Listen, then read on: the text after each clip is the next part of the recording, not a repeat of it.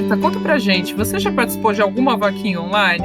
E de muitas, desde festa junina colaborativa até apoiar artistas independentes ou mesmo ajudar pessoas em situações catastróficas, né? Eu tenho várias vaquinhas que eu participo, adoro.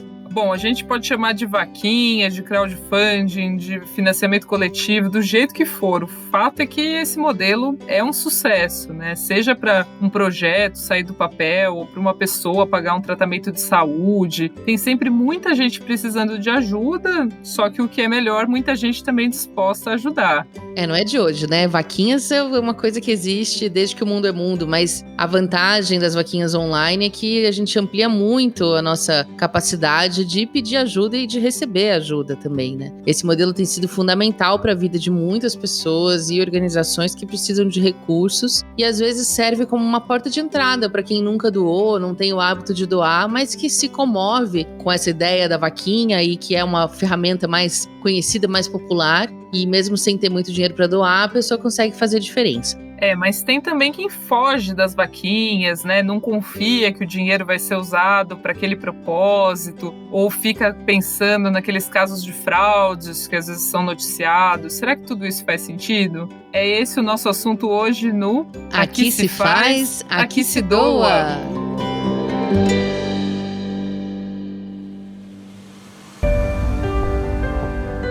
Está começando mais um Aqui se faz, aqui se doa, nosso podcast semanal produzido pelo Instituto MOL e pelo Movimento Bem Maior para falar sobre cultura de doação. Eu sou a Roberta Faria e eu estou hoje aqui com a Vanessa Henriques, que veio substituir meu companheiro Arthur Loubach nas férias dele. E enquanto o Arthur descansa, nós vamos conversar com o Vicente Carvalho, da VOA, a vaquinha do site Razões para Acreditar, e também com quem já doou por esse mecanismo de vaquinha ou quem se beneficiou dessas campanhas. E não custa explicar, para quem não sabe, que as vaquinhas virtuais são feitas geralmente em plataformas de arrecadação online, que admitem a doação de pequenas quantias de dinheiro, que somadas podem atingir uma meta estabelecida pela pessoa que criou a campanha. Essas plataformas, elas surgiram no mundo a partir lá de 2005. No Brasil, elas começaram a ganhar força em 2011, com a criação da Benfeitoria, Catarse, Vaquinha, Queremos e Quicante, para ficar em alguns nomes. E elas arrecadam muito dinheiro. As projeções indicam que esse mercado, globalmente, até 2025, vai atingir pelo menos 90 bilhões de dólares arrecadado em doações. E o Brasil tem potencial para representar pelo menos 10% desse valor.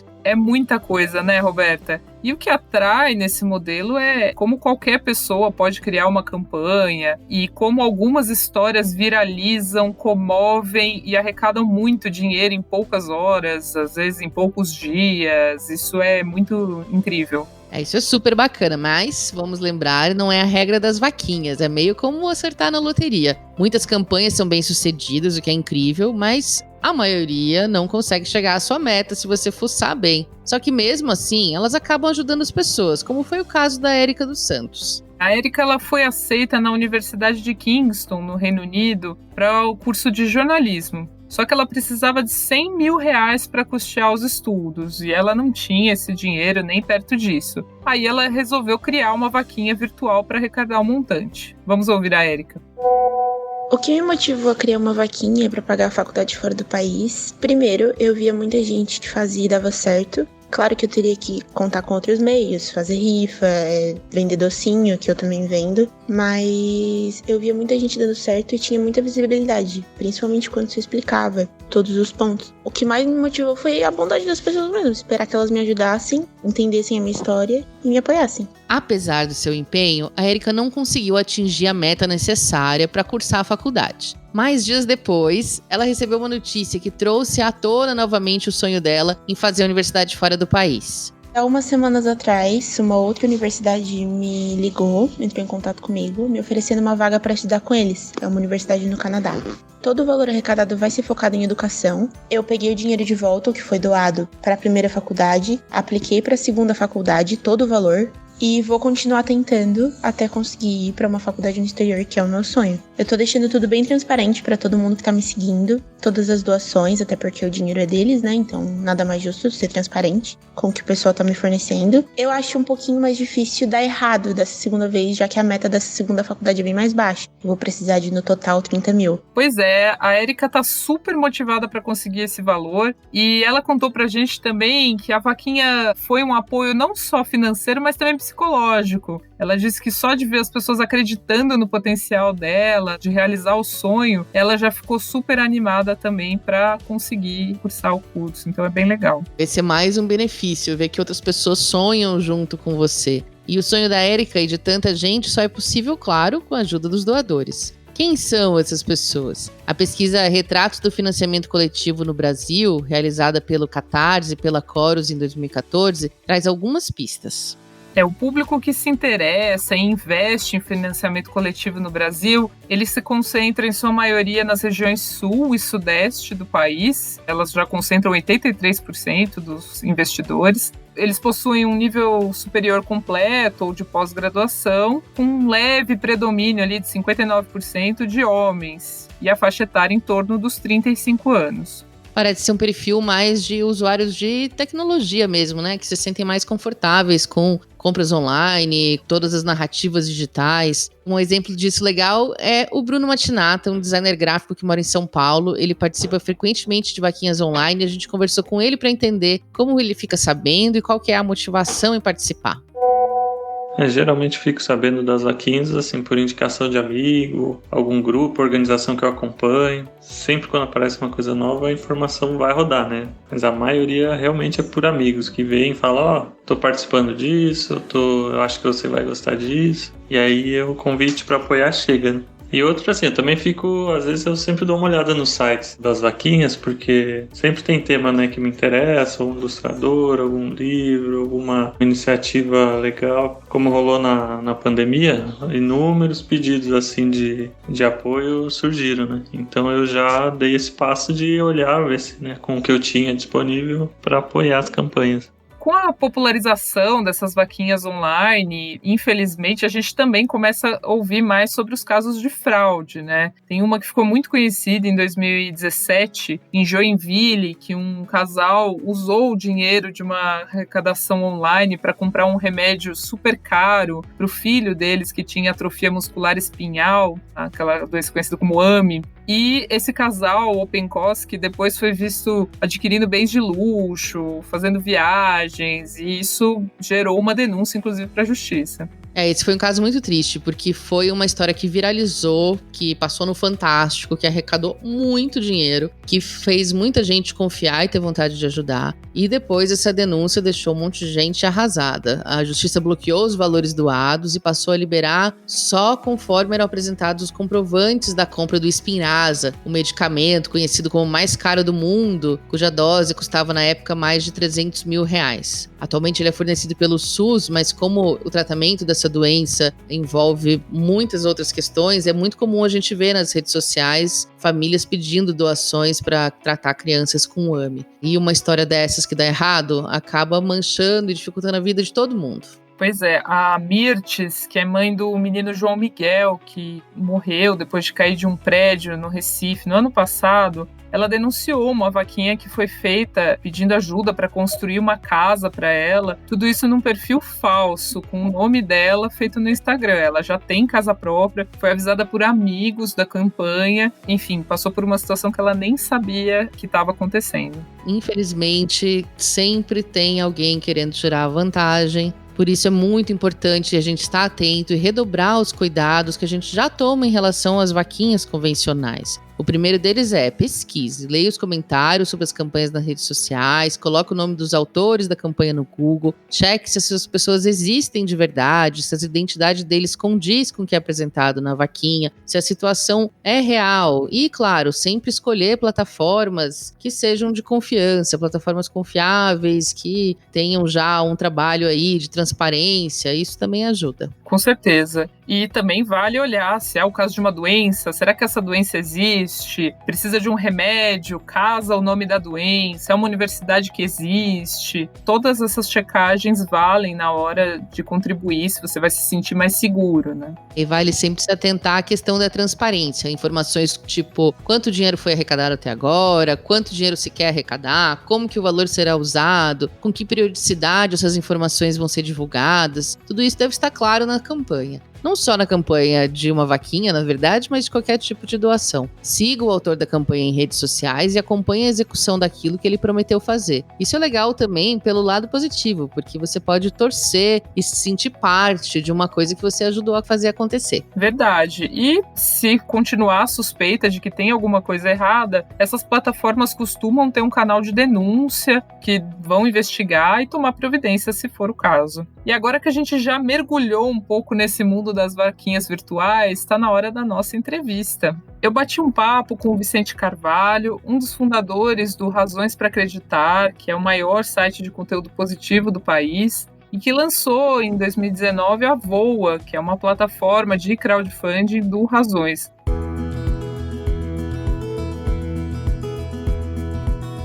Vicente, seja muito bem-vindo ao nosso podcast. Obrigadíssimo. Bom dia, boa tarde, boa noite para que horário que a pessoa esteja escutando. Obrigado pelo convite. Acho que vai ser uma ótima conversa aqui com vocês. Bom, primeiro eu queria que você contasse pra gente como que surgiu a Voa, como que foi essa decisão de criar uma plataforma própria de vaquinha. Foi uma decisão muito não planejada, digamos assim. A gente respondeu a um dos nossos instintos, assim, né? Que é uma coisa que a gente já percebia, que é a gente publica coisas super legais, super positivas, com razões, mas algumas histórias, elas extrapolam, né, o universo digital e acabam indo para a TV, ou mesmo mudam a realidade da pessoa, ela consegue emprego, ela consegue algumas outras coisas, e uma das coisas que aconteciam com bastante frequência é as pessoas pediam vaquinha, né, mesmo que a gente não tivesse uma. E aí, a gente já tinha isso na cabeça, mas até então a gente nunca quis entrar nesse universo por conta de não entender como é que funcionava. Falar, gente, deve ser uma loucura trabalhar com plataformas de financiamento coletivo, e o que é, então a gente já sabia do que nos esperava, mas em 2019, em abril mais ou menos de 2019, a gente contou a história do Capoeira, foi o guardador de carros lá do Rio de Janeiro, que ele estava ajudando assim, uma senhora a atravessar a rua, no meio de uma chuva lá que estava rolando na época de abril. E aí esse vídeo viralizou, dele ajudando, sendo simpático com essa senhora. A gente conversou com ele para saber da história dele, da vida dele e tudo mais. E acabou que eu descobri que ele tinha esse sonho de dar uma casa pro filho. E aí eu falei, bom, vamos ver então como é que vai ser, eu vou tentar fazer uma vaquinha para você. A gente não tinha plataforma própria ainda, fizemos no vaquinha mesmo, com o carro. Fizemos e foi uma loucura. Deu uma repercussão absurda que a gente não imaginava. A gente arrecadou quase 170 mil em 3 dias, basicamente. E aí a gente começou a ver que tinha um grande potencial aí. Só que aí, pela vaquinha, a gente não tinha controle sobre a história exatamente. A gente não conseguiria ter os trâmites financeiros, a gente não conseguiria ter umas averiguações que a gente queria. E aí, sentamos eu e meu sócio, e um amigo também falou disso, falou, Vicente, vocês têm um público que já acompanha vocês têm um site com milhões de acessos, por que vocês não criam a própria plataforma de vocês? Fica mais fácil, vocês centralizam todas essas demandas dentro de uma plataforma. E assim fizemos, uma plataforma muito crua, procuramos um desenvolvedor, no geral nenhum queria aceitar, porque falava que era muito difícil, era muito complicado, era muito caro, conseguimos fazer com um preço razoável, mas que entregasse uma coisa boa e soltamos. Sem nada tá pronto, a plataforma não tinha nenhuma estrutura de uma cara muito bem feita, quem somos, não tinha nada, tinha só um esqueleto que fazia transações bancárias e algumas histórias, a gente lançou com 3 histórias. E aí começamos assim, sem nenhum preparo prévio, e estamos e continuamos aprendendo absolutamente do erro e acerto, mas tem sido um grande sucesso. É isso que eu ia falar, que a gente sabe que é um sucesso, mas queria ouvir de você o tamanho desse sucesso, desse engajamento, quanto que vocês já conseguiram arrecadar, assim, e também um pouco o perfil das histórias que vocês abrigam na vaquinha de vocês. Também, novamente, muito por instinto e muito feeling, nada foi muito previsto. Mas a gente começou a perceber que as histórias individuais, ou seja, as histórias que contam a história de alguém, fisicamente, no sentido de ter nome, ter cara, eram as histórias que mais dão certo. E aí, na verdade, é um grande reflexo do que a gente já faz nas Razões, né? A gente conta a história de pessoas, né? A gente não conta a história de um projeto. A gente conta a história de uma pessoa que fez um projeto. E isso muda completamente, né, a narrativa. Então, a gente começou a perceber rapidamente que as histórias individualizadas davam muito certo. A gente montou a equipe, né? Não tínhamos.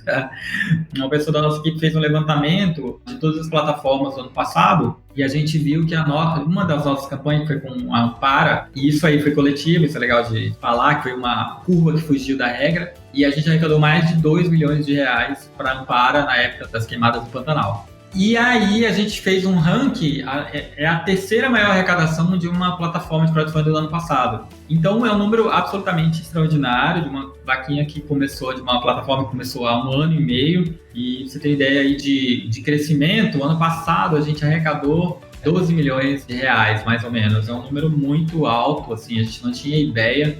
Você tem ideia, no primeiro 6 meses, que foi em 2019, a gente arrecadou 1 milhão. Em 6 meses, a gente achou o máximo, falou, poxa, que legal, estamos felizaço.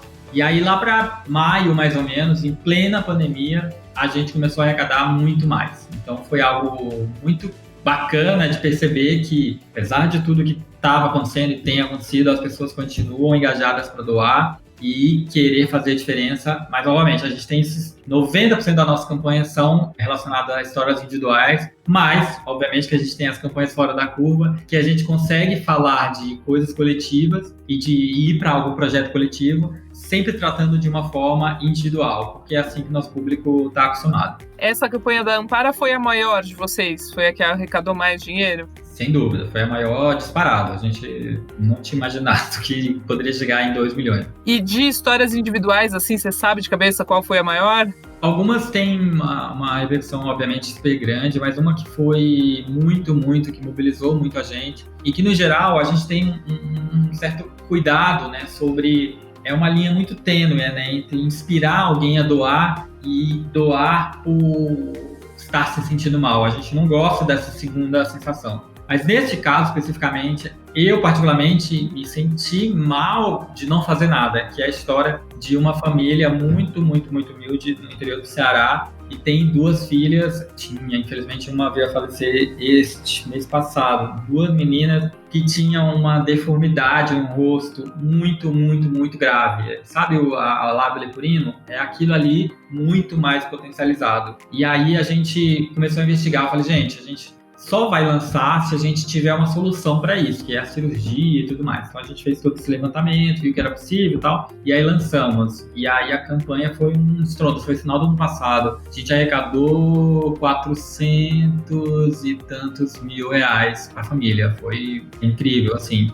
Uma coisa também que eu acho muito legal de falar é que a gente não é uma plataforma como as outras, tanto que a gente nem considera concorrente, a gente conversa com a galera da benfeitoria, do Vaquinha e tal. A VOA, ela é uma curadora de histórias. E até tá essa polêmica aí de até onde uma plataforma é curadora, até onde ela é só uma administradora ali de perfis. No nosso caso, é assumidamente, a gente é uma curadora. Isso significa que todas as histórias que saem dentro da nossa plataforma são de responsabilidade nossa, ou seja, se alguma coisa não estiver correta, a responsabilidade é 100% nossa. Então a gente faz uma checagem absurdamente grande com todas as pessoas envolvidas na história. A gente tem toda uma assessoria jurídica para nos auxiliar em contratos, que a pessoa valide tudo que ela está falando, que ela valide tudo que vai ser feito nesse valor arrecadado. Então a gente tem uma série de tratativas que a gente faz, porque literalmente todas as histórias são de responsabilidade nossa. Isso muda completamente, diferente de Vaquinha, diferente de qualquer outra, que é uma plataforma aberta e qualquer pessoa pode fazer Vaquinha. No nosso caso, não. Eu ia até perguntar, porque tem muita gente que não confia, não gosta de doar para vaquinha, para uma pessoa física, enfim, não sente confiança. Eu ia até mesmo perguntar que tipo de cuidados vocês tomam, você pode até falar um pouquinho mais em detalhe, mas também falar pra gente como que você faz uma boa prestação de contas de uma vaquinha, né? Essa questão da transparência é fundamental para mudar essa questão da confiança, não? Sem dúvida. Todo mundo já ouviu algum caso de alguém que arrecadou uma vaquinha muito grande, a pessoa pegou dinheiro e não fez o que tinha que fazer. Então, para isso, a gente começa com a pessoa, entende a necessidade dela, e aí a gente conversa com ela fala, gente, eu quero reformar minha casa, ou eu quero abrir um negócio, ou eu quero comprar um carro, ou eu quero fazer o tratamento do meu filho, como a gente fez agora do Daniel, que está em super bem. Então, no contrato, a gente coloca tudo isso. Ele vai fazer isso. Passou a meta, a gente faz um aditivo no contrato.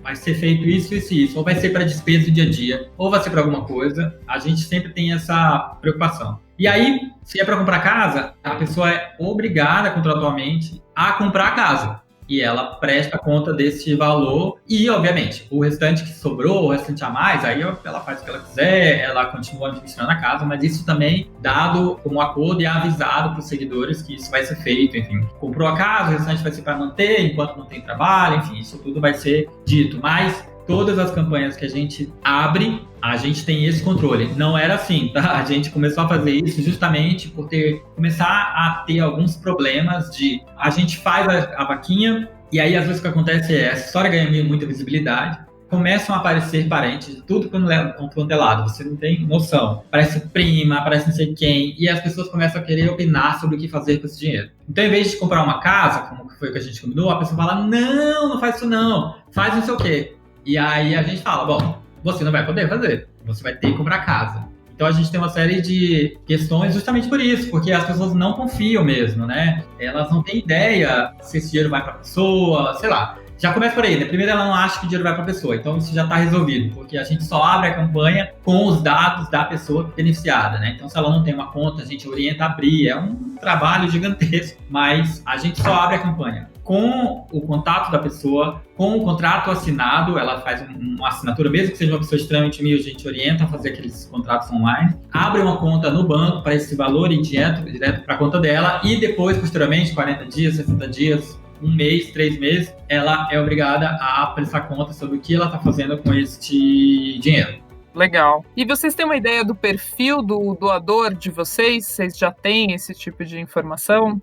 Como começou a fazer muito no feeling as coisas, a gente está tentando a tecnologia para pegar esses dados e começar a conversar com os doadores e tal. Tem uma prevalecência, não sei se existe a palavra, uma maioria de mulheres, isso pra gente também está muito claro, entre uns 25 e 35 anos, que reflete basicamente o nosso próprio perfil do Razões no Instagram, e pessoas que já têm uma abertura para fazer doações, ou que já fazem alguma ação individual com alguém, ou que confia tanto no nosso trabalho que se potencializa para doar. Eu vejo também a vaquinha muito como uma porta de entrada, assim, para uma pessoa ou que tem pouco dinheiro, não gosta de doar para uma organização, para uma instituição e gosta de doar para uma pessoa, né? Eu queria saber se você acha que de alguma forma a vaquinha democratiza a filantropia, assim, ela abre portas para mais doadores. Sem dúvida, né? Eu acho isso maravilhoso. Eu até estava falando com a equipe, a gente está transformando a doação em algo pop, né? A gente está fazendo o gesto de doar, indo parar numa história do Fantástico, sabe? Então isso é muito poderoso. Isso é muito da nossa comunicação mesmo, né? Então a gente comunica na publicação da vaquinha como se fosse uma publicação das Razões, o que é, né? Só no final você tem a mudança de doação. Tanto que a gente nem chama de doação, se você perceber na comunicação inteira, a gente fala contribua, faça parte da história, até porque às vezes é muito estigmatizado o nome doação. E a gente faz parecer, não é a gente pedindo para doar, é a gente deixando a pessoa participar dessa história. Isso muda tanto a percepção de doação, sabe? É algo mais humano, é menos sisudo, sabe? Não é uma organização imponente, que a gente não sabe a cara de quem tá lá, então a gente traz isso para o universo mais popular mesmo, no sentido de eu me identifico com essa história, ou eu me identifico com a pessoa que está contando a história e, naturalmente, eu estou fazendo uma contribuição. E isso, sem dúvida, é uma porta de entrada para ela, inclusive, pensar em, de repente, doar para alguns outros projetos, ou para ONGs, ou para doar seu tempo, que é uma coisa que a gente bate muito na tecla, que também é. Muito bom, Vicente. Eu desejo para vocês todo o sucesso do mundo, para vocês, para as vaquinhas do VOA. Obrigada pela sua presença, por ter conversado com a gente, contado um pouco dessa história. Imagina, eu que agradeço. Eu sempre estou aí com vocês, sempre que puder falar sobre isso, eu estou sempre aberto e admiro demais o trabalho que vocês fazem na MOL e todo esse universo aí de falar de doação, universo impresso que é maravilhoso, levando também conteúdo de extrema qualidade e indo na contramão de editorias que cada vez mais estão se extinguindo e vocês estão cada vez crescendo. Isso é maravilhoso.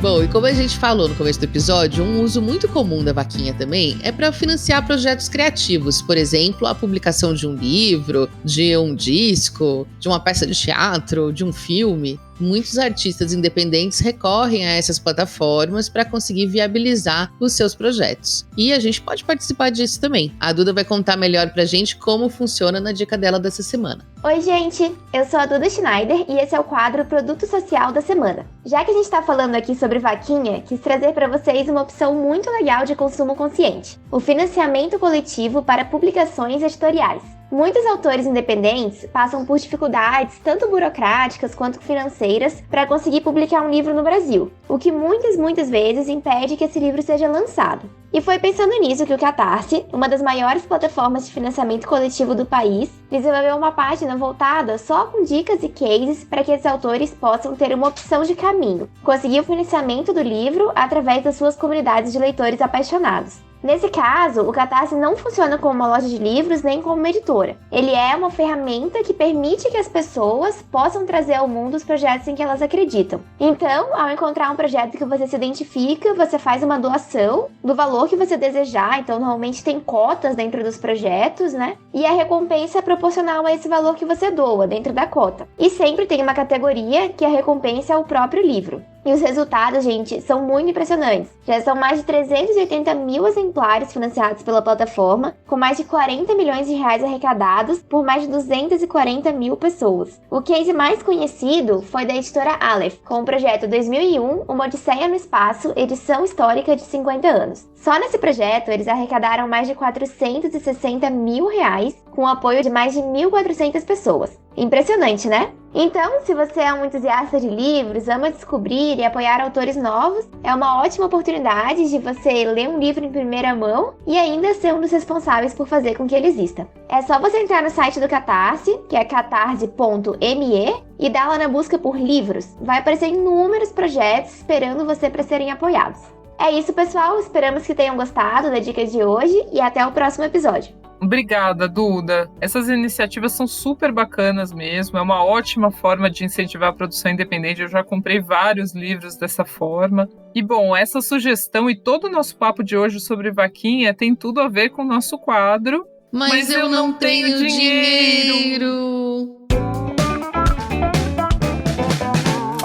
Exato, Vanessa. E a dica de hoje não podia ser outra. A Rafa vai dar sugestões de como fazer uma vaquinha que conecta e gera mais engajamento com os doadores. Isso porque um dos segredos de sucesso de qualquer vaquinha é que você não pode pedir sozinho. Você tem que pedir em rede, acionar todas as suas pessoas conhecidas. Então, mesmo que a vaquinha não seja sua, se a causa é sua, o projeto te interessa, você pode ajudá-la sem dinheiro, mas usando a sua influência. Conta mais, Rafa. Olá, Roberto e Vanessa, e oi mais uma vez para você que sempre ouve o Aqui se faz, aqui se doa. Eu sou a Rafaela Carvalho e toda semana eu trago aqui pro nosso podcast uma dica de alguma coisa que você, ouvinte, pode doar e que não é dinheiro. Porque muitas vezes para fazer o bem a gente não precisa abrir a carteira, né, gente? E hoje o assunto é vaquinhas. Quando a gente observa vaquinhas que funcionam e fazem sucesso, elas têm algumas qualidades em comum, sejam elas offline ou online. Então hoje eu vou compartilhar com vocês algumas dicas para que vocês possam ajudar alguma pessoa próxima que talvez esteja precisando levantar uma grana e queira começar uma vaquinha. A primeira dica é: fale para essa pessoa tornar a própria história bem pessoal. É assim que você consegue comover as pessoas, né? Qual que é o nome da pessoa que precisa de dinheiro? Qual que é a dificuldade que ela está enfrentando? Qual é o jeito como as doações vão fazer diferença? Realmente cada centavinho, como é que vai contar? O ideal aqui é ser bem específico e pedir para o autor da vaquinha abraçar a própria história, seja ela a necessidade de um tratamento médico, a complementação do dinheiro para conseguir estudar ou comprar mantimentos, por exemplo. A segunda dica é: busque uma meta que seja possível de alcançar. Não adianta pedir milhares e milhares e milhares de reais. É mais encorajador para um potencial doador enxergar que ele pode ajudar a bater uma meta com doações pequenas. Assim todo mundo fica satisfeito, né? A pessoa que precisa do dinheiro consegue levantar a grana e uma pessoa que doa consegue enxergar a transformação positiva que ela fez na vida de alguém, mesmo que ela só tenha conseguido doar 5 ou 10 reais, por exemplo. E a terceira e última dica que eu deixo é transparência sempre. Sempre, sempre, sempre. Então, para quem for levantar uma vaquinha, é muito importante manter contato com as pessoas que doam, mostrar como cada centavinho está sendo usado, e isso é primordial, gente. Assim, as pessoas têm certeza de que elas não foram enganadas, que elas não foram vítimas de nenhuma fraude e que o dinheiro delas foi útil e mudou a vida de alguém para melhor. E lembrando que outro jeito de ajudar é compartilhar as vaquinhas, né? Não custa nada usar suas redes sociais para divulgar histórias de pessoas que estão precisando de ajuda e tentando levantar uma grana. Só vale checar mesmo todos os detalhes para ver se a história é legítima, ter certeza de que a pessoa está arrecadando dinheiro para uma boa causa. Se você tiver alguma sugestão de alguma outra coisa que você pode doar e que não é dinheiro, é só mandar um e-mail para instituto@editoramol.com.br. Pode ser que você apareça aqui no próximo episódio, ajudando a gente a construir uma nação doadora. É com vocês, Vanessa e Roberta. Depois desse curso intensivo que a gente fez hoje sobre vaquinhas, agora é com você, ouvinte. Você já contribuiu numa campanha dessas? Ou você está precisando de ajuda, se animou para criar um financiamento coletivo? Tem dicas para todos os públicos nesse episódio. E lembrando que a gente está esperando também o feedback de vocês sobre esse e outros episódios dessa temporada. É só escrever para instituto@editoramol.com.br que a gente vai ter a maior alegria em te ouvir e te responder. E para fechar agora, rodada relâmpago! Vicente, agora para encerrar, a gente vai fazer aqui uma rodada relâmpago, é uma coisa Marília Gabriela, a primeira coisa que vier na sua cabeça, você responde, tá bom? Vamos lá. Qual foi a sua doação mais recente? Foi na campanha da família com as 2 crianças com deficiência, essa também fiz questão de doar. O que você queria ter sabido sobre doação mais cedo na sua vida? Que não precisa ser sofrido, você pode doar e se sentir bem também. Quem te inspira a doar mais? As pessoas. Quando a gente fala mundo, é uma coisa muito abstrata. Eu prefiro me inspirar nas pessoas. E qual a sua causa do coração hoje? Histórias de pessoas que estão fora do nosso polo de grandes cidades. Pessoas que vivem em pequenas cidades praticamente esquecidas e que têm uma vida simples, mas extremamente digna e que sempre precisam de alguma coisa. São as histórias que mais me sensibilizam e fazem com que eu queira continuar o que a gente faz. E uma sociedade que sabe que a cultura de doação é uma sociedade mais humana, no melhor sentido da palavra, e que olha um pouco para o outro e para de ficar apontando o dedo nos erros deles. Ótimo, perfeito, é isso. Obrigada. Incrível, Vicente. Obrigada, meu querido. O episódio de hoje vai ficando por aqui, mas semana que vem tem mais. Não deixem de ouvir todos os nossos episódios, que tem muita coisa legal que a gente já conversou sobre cultura de doação. E tem muitos outros assuntos por vir. Esse podcast é uma correalização do Instituto MOL e do Movimento Bem Maior. A produção é de Juliana Lopes e Graziela Laveso, da Pulsar Com, e de Débora Rodrigues, Maria Eduarda Schneider, Rafaela Carvalho e Vanessa Henriques, do Instituto MOL. A edição de som é do Bicho de Goiaba Podcasts. A gente se vê no próximo episódio. Até lá! Até!